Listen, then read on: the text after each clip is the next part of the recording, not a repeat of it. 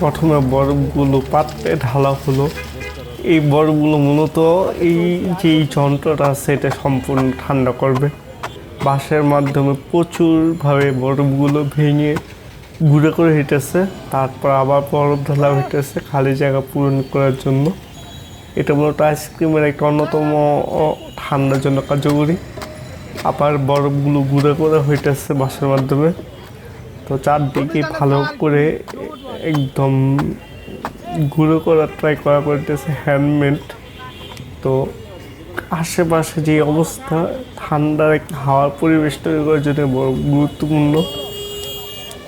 কোনো জায়গায় যাতে খালি না থাকে এই জন্য বিভিন্ন রকম মাধ্যমে বরফগুলো একদম গুঁড়ো করতেছে।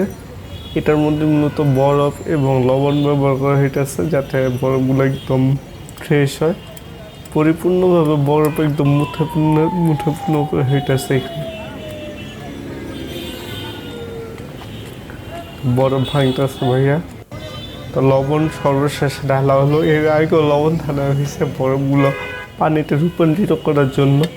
বিক্রিয়ার মাধ্যমে এই বরফ আর লবণ ভিতরে একটা ম্যানুয়ালি আইসক্রিম তৈরি করবে, যেটা পাত্রটাকে পোর্টেবল রেফ্রিজারেটর হিসাবে তৈরি করবে এবং এটা আইসক্রিম হিসাবে গ্রহণ করবে। তো চারদিকে ভালো করে পরিষ্কার করে রাবারের ব্যানের মাধ্যমে এটা আটকে দেওয়া হলো। তো চারদিকে ভালো করে হাতের মাধ্যমে এটা দেওয়া হইতেছে যাতে কোনো সমস্যা না হয়। এরপরে পরবর্তীতে এই পুরা রেফ্রিজারেটরটা হাতলের মাধ্যমে এবং এটার মটকার মাধ্যমে আটকে দেওয়া হয়। চিহ্ন সহকারে দেখে নাট বল্টু ভালো করে তার দিয়ে হইতেছে যাতে কোনো প্রকার বরফ এবং লবণের গুঁড়া বাইরে বেরিয়ে আসতে না পারে। আর ওয়েদার অনুযায়ী খুব গরম পড়ছে, তো এটা মূলত কাজ করা শুরু করছে। এটা মূলত আদিকালে মানুষ ব্যবহার করতো যখন ইলেকট্রিসিটি ব্যবহার করা হতো না, তখন এই ধরনের রেফ্রিজারেটর ইউজ করা হতো। তো ওইটার একটা তৈরি করা হইতেছে। তো মিনি রেফ্রিজারেটরের মধ্যে সবাই খুব শক্ত করে উঠাইতেছে। তো এই যে আমি এখানে, আর আমার পিছনে হইলো দোকান, আর এই যে ভাইয়া অনেক ট্রাই করতেছে এটা লাগানোর জন্য। তো নাট বল্টু মাধ্যমে সব কিছু লাগিয়ে দিল। তো সম্পূর্ণ রেডি হয়ে গেছে। এখন আইসক্রিম তৈরি করে পালা। হাতের মাধ্যমে সব কিছু ভালো করে চেক করা হইতেছে। তারপর মেশিন দিয়ে চালু দেওয়া হলো। এই সাদা অংশগুলো মূলত হাওয়ার মাধ্যমে সাদা হয়ে গেছে, কিন্তু এটা মূলত একটা বরফের স্তূপ, একদম ঠান্ডা।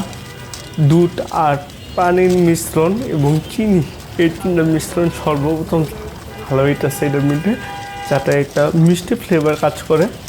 তো উনি এক হাতে ঢালতেছেন আর এক হাতে এই মিক্সচারটা চারদিকে ঘুষে দিতেছে।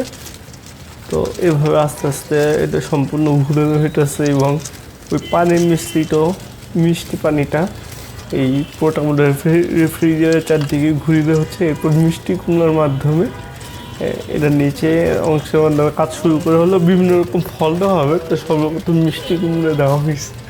মিষ্টি কুমড়োর সাথে অন্য যে কমলা লেবু, তারপর বাতাবি লেবু, বিভিন্ন রকম খাবার এবং ফলমূলের একটা মিক্সচার এটার মধ্যে সম্পূর্ণ ঢালা হবে এবং সেটা সম্পূর্ণ ঢালা হলো এবং এটা অসাধারণ একটা রূপ ধারণ করতেছে, যে একটা ফ্রুটস একটা ফিলিংস কাজ করতেছে ভালো। তারপর সর্বশেষ কমলা লেবুর মাধ্যমে এটা রসটা দেখেন কি সুন্দর করে দিতেছে। আর এটা মূলত এটা কালার চলে আসছে বিভিন্ন রকম ফলের মিশ্রণে।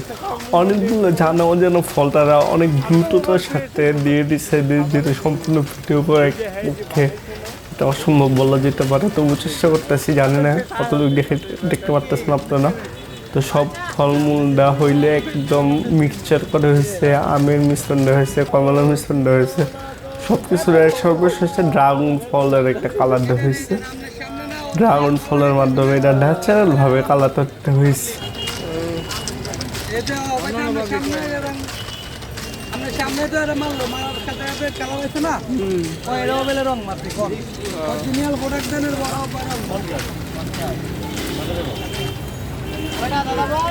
তো আইসক্রিমটা তৈরি হয়ে গেছে। তা আমার জন্য আমার দেওয়া আইসক্রিমটা দেওয়া হলো। তো এটার দাম 50 টাকা করে বাংলাদেশি টাকায়।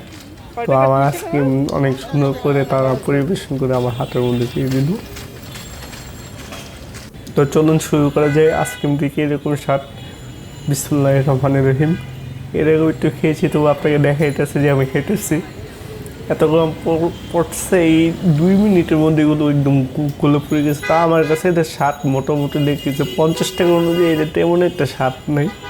আর ফলের স্বাদও খুব খুব নগণ্য। আইসক্রিমটা যখন ফুলেছে তখন অনেক মনে হয়, কিন্তু গলে একদম খুব সামান্য পরিমাণ হয়ে গেছে। এই স্বাদ আমার কাছে ভালো লাগতেছিল না, মনে হইতেছিল কি 2 ফুটা কলার পানি ভিজিয়েছিলাম। এই দাম অনুযায়ী এটা খুবই নগণ্য, জাস্ট প্লেন হিসাবে তৈরি করলাম। আশা করি আপনাদের ভিডিওটি ভালো লাগবে। টিএসসি সামনে থেকে আমি আশিকুর রহমান আছি। ভালো রাখুন সবাই, আসসালামু আলাইকুম।